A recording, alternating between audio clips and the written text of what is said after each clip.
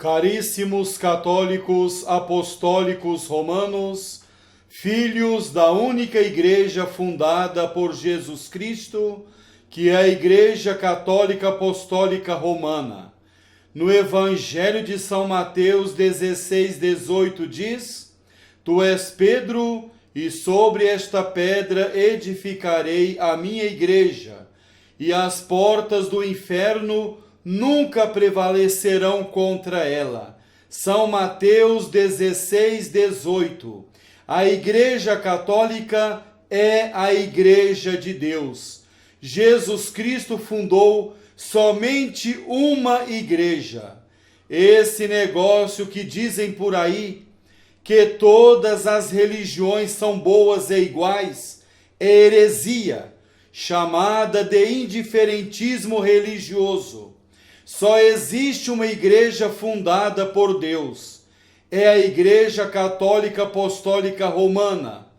Prezado católico, devemos conhecer, amar e servir a Jesus Cristo, Deus eterno e bendito, nosso Salvador.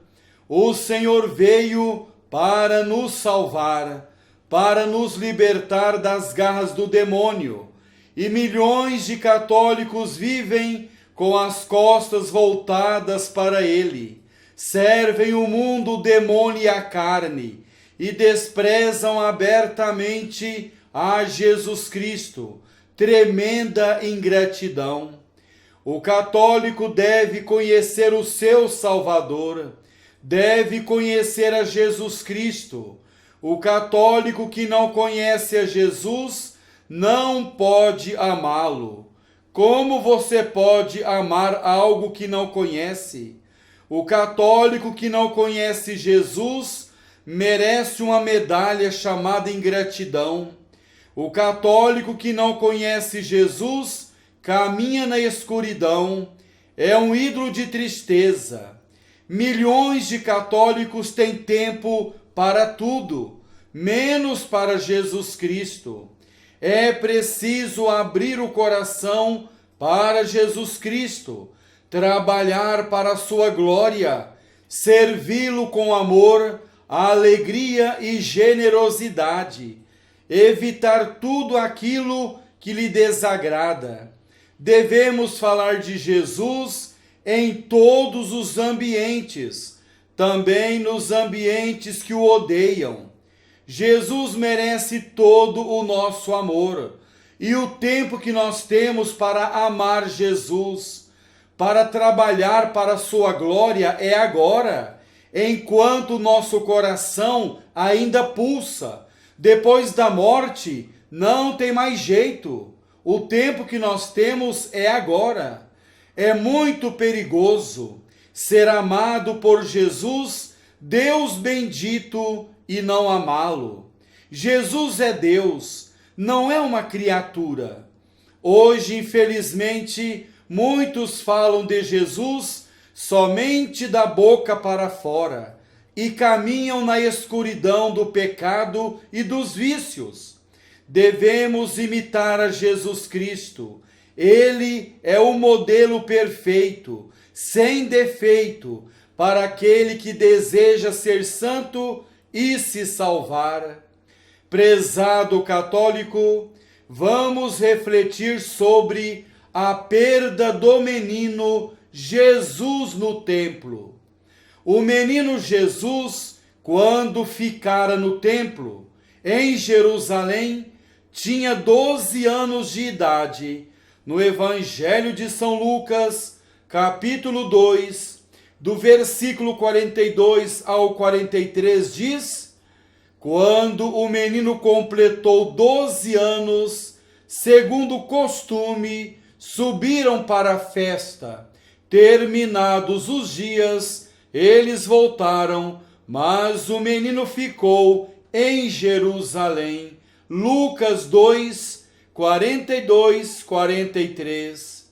Prezado católico, como aconteceu a perda do menino Jesus no templo? São Beda diz que era costume entre os israelitas que durante a viagem ao templo, ao menos na volta, os homens andassem separados das mulheres, ao passo que os meninos acompanhavam o pai ou a mãe. O Redentor, que então tinha 12 anos, depois da solenidade, ficou 3 dias em Jerusalém.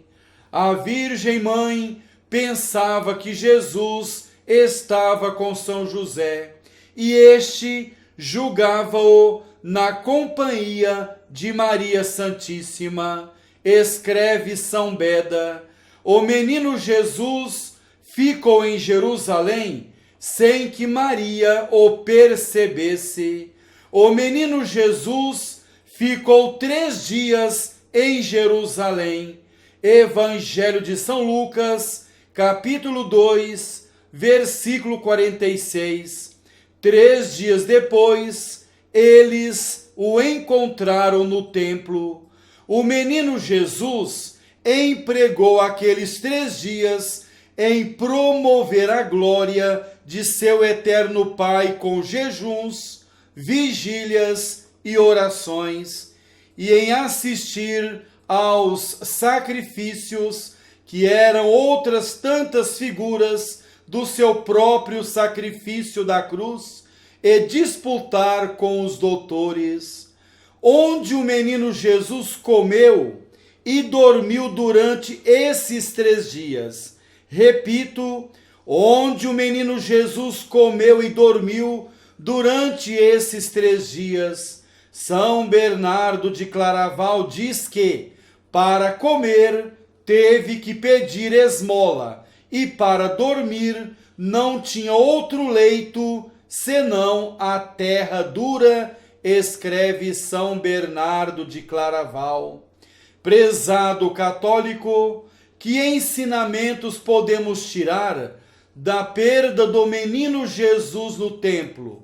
Podemos tirar 2 ensinamentos. Primeiro, que devemos abandonar tudo, parentes e amigos, quando se trata de promover a glória de Deus. Segundo, que Deus se deixa achar por quem o busca. Nossa Senhora e São José não continuaram a viagem sem o menino Jesus. Eles voltaram para Jerusalém. No Evangelho de São Lucas, capítulo 2, versículo 45 diz: voltaram a Jerusalém à sua procura. Nós também não devemos caminhar sem a presença de Jesus Cristo.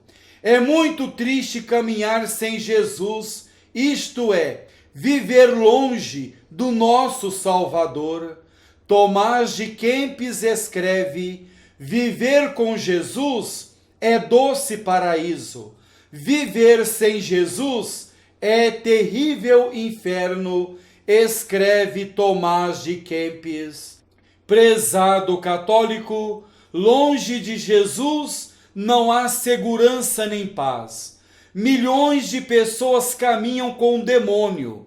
Longe de Jesus, quem vive em pecado mortal caminha na escuridão. Longe de Jesus Cristo, luz do mundo. É muito triste dizer não a Cristo e sim a Satanás.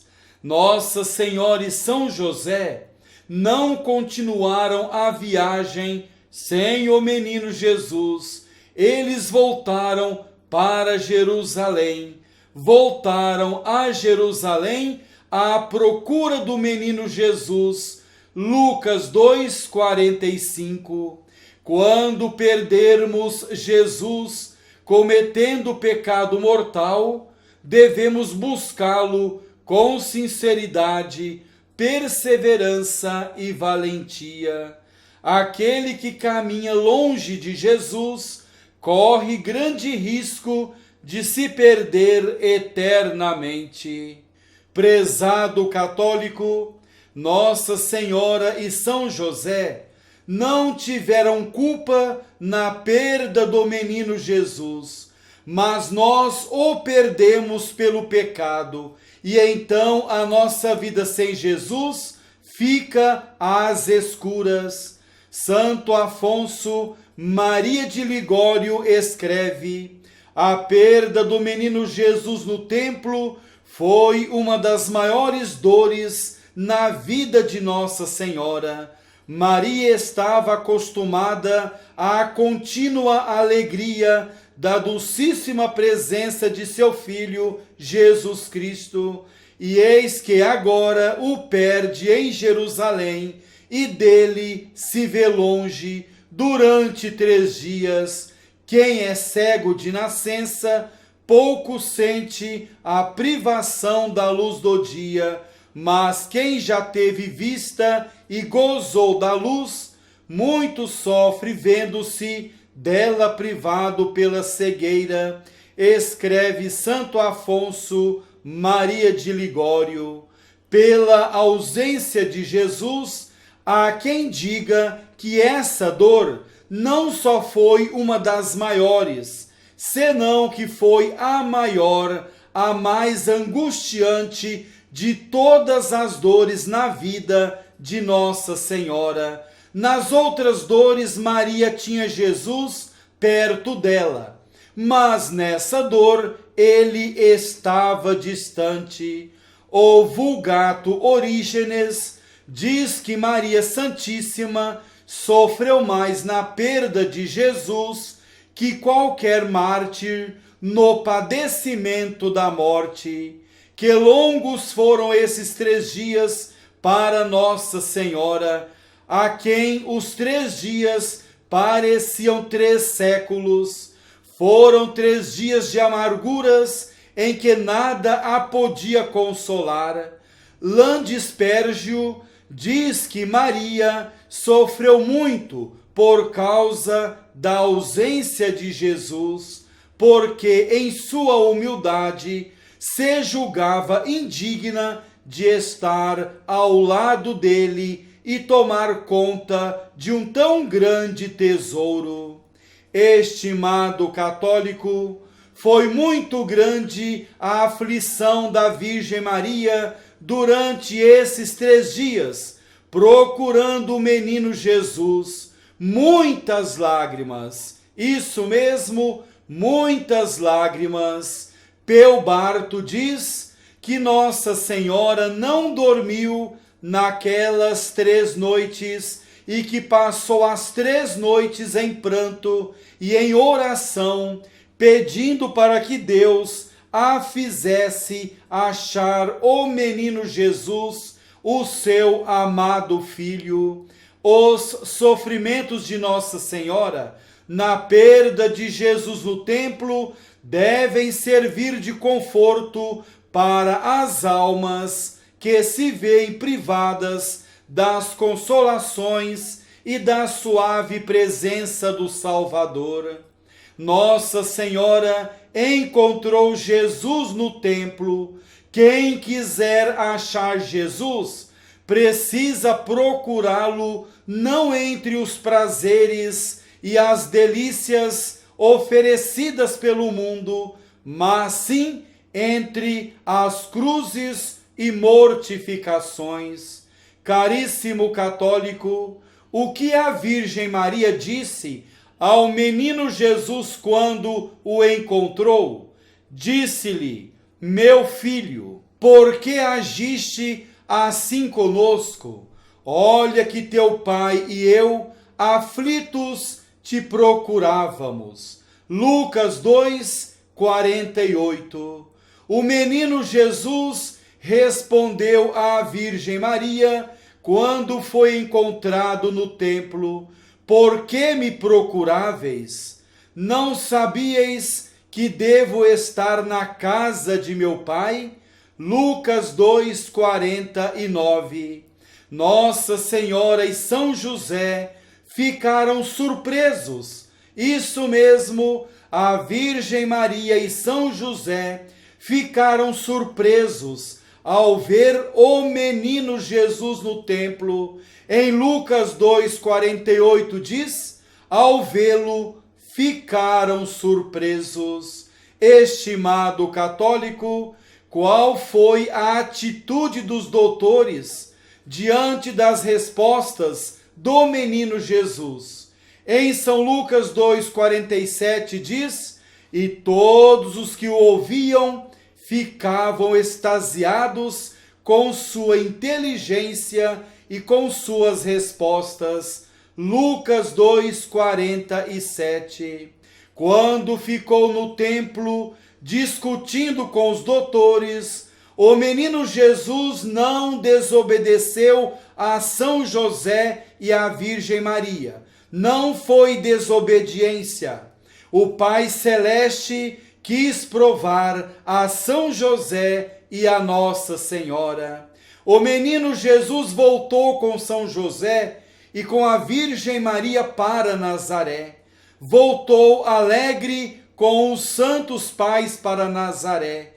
Ali havia de ficar ainda 18 anos, obedecendo à Virgem Maria e a São José em tudo, ali no silêncio, numa vida de trabalho, na pobre casa de Nazaré.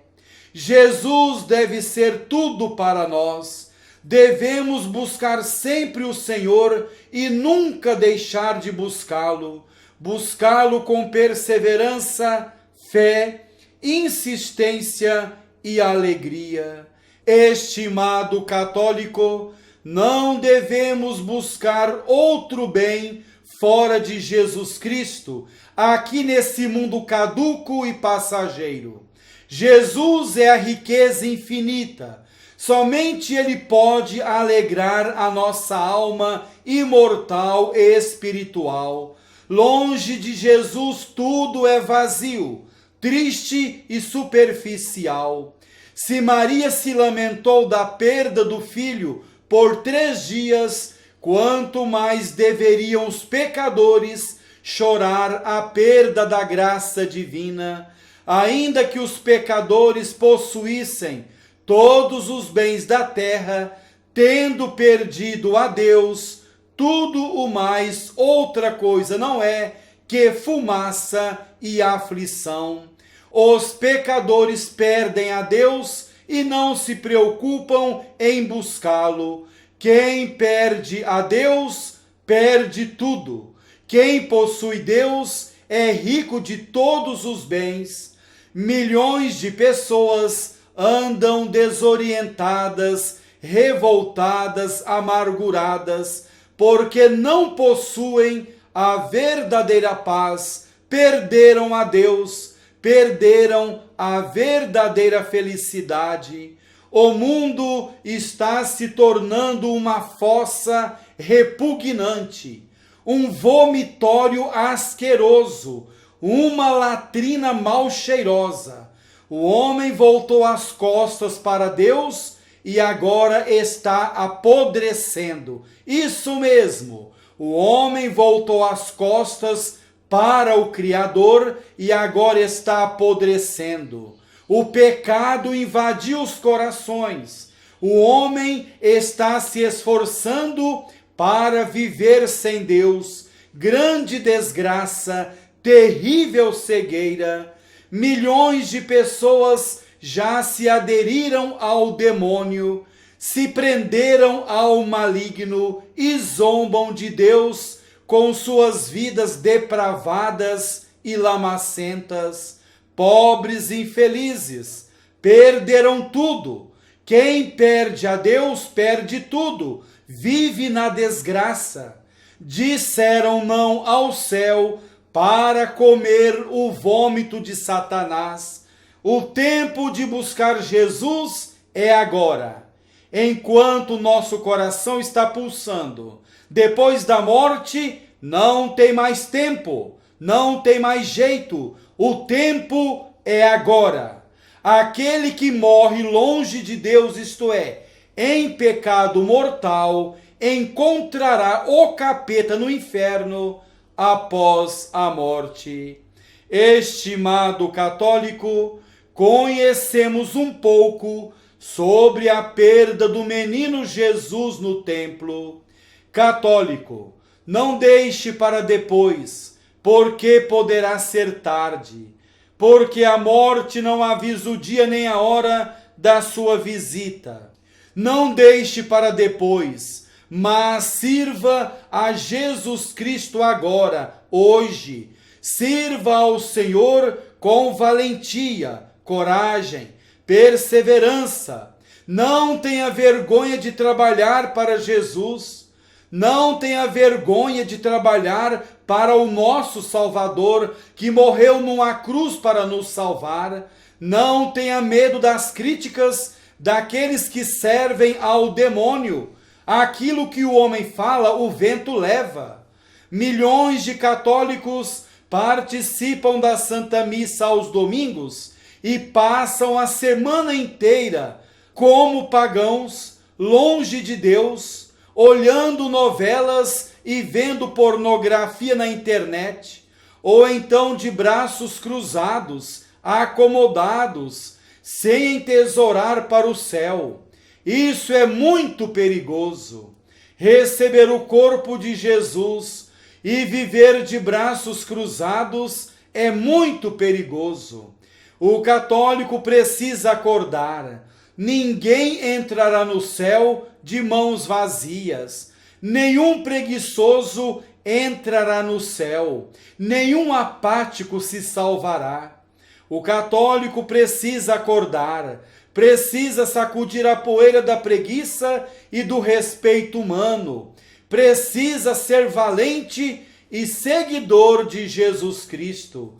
Estimado católico, ninguém tem certeza absoluta da salvação da sua alma. Isso mesmo, ninguém tem certeza absoluta da salvação da sua alma. Esse amontoado de gente dentro da Igreja Católica serve para quê?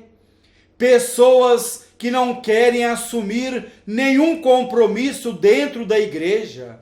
Milhões e milhões de católicos vivendo de braços cruzados. O cemitério também possui muitos corpos mortos. Servem para quê? São Pio X, no Catecismo Maior, diz que a Igreja Católica necessita de membros vivos, de católicos vivos. Dizem que a Igreja Católica tem 1.300.000.000 de católicos. Onde eles estão? Na praia, nos botecos, no carnaval, nos prostíbulos, nos forrós, nas bebedeiras, diante da televisão, vendo novelas podres. É um amontoado de pessoas sem compromisso. É difícil encontrar um católico evangelizando, trabalhando para a glória de Deus e pelo bem das almas. É muito difícil.